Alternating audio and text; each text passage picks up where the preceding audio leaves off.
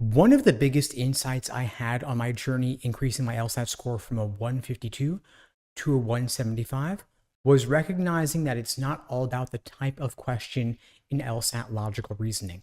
I found that far too many LSAT resources, in particular those 500-page LSAT prep phone books, they were overcomplicating things by focusing on LSAT question stem type.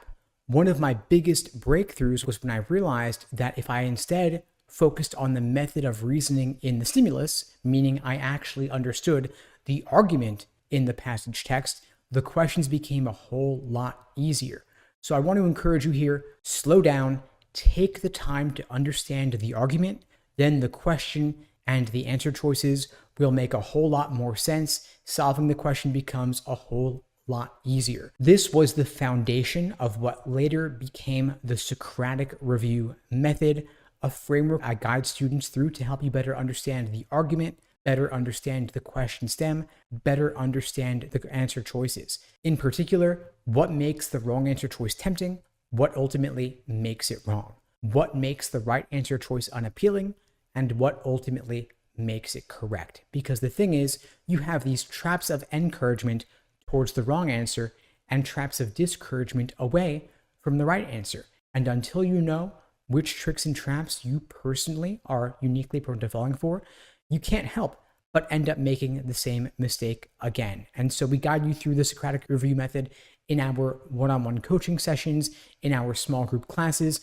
We demo it live for you. All the classes are recorded for any that you can't make. We have literally hundreds of these classes since we've been doing them, even since before the pandemic. Of course, we walk you through question types as well, but a lot of the fundamentals go beyond question stem type.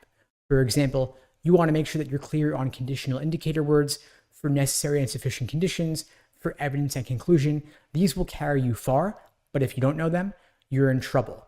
When it comes to those 15 different types of logical reasoning questions, you want to master the core types like necessary assumption, inference, and flaw before tackling less common types like evaluate the argument or the hated types like parallel reasoning. You don't want to give disproportionate attention to questions that show up rarely if you haven't solidified your understanding of the most common types of logical reasoning questions. Now, the importance of logical reasoning is doubled relative to the old LSAT format because logical reasoning is now 2/3 of the test, not just 1/3 like it was before. So any gains you make in your understanding of logical reasoning are automatically doubled across the two sections. Now, today I'm going to share with you 3 quick wins for logical reasoning you can implement right away. I find that far too many students, for example, are confused about the difference between necessary assumption questions and sufficient assumption questions. These are asking for radically different things. Make sure you are crystal clear on the difference. The key to distinguishing them is the word or phrase in the question stem. For necessary assumption questions, you're looking for a word or phrase synonymous with necessity, like depends upon, requires, and assumes. For sufficient assumption questions, you're looking for words and phrases in the question stem synonymous with sufficiency, like allows, enables, follows logically if assumed, and properly inferred if assumed. The second quick win I want to give you is being clear on the important distinction between must be true questions and most strongly supported questions. You could frame these under the catch-all category of inference questions, but there is a small nuance between the two. For must be true questions, you are looking for 100% support by the stimulus. For most strongly supported questions, the correct answer should be suggested by the stimulus and incredibly likely based upon the stimulus, but does not necessarily have to be 100% guaranteed.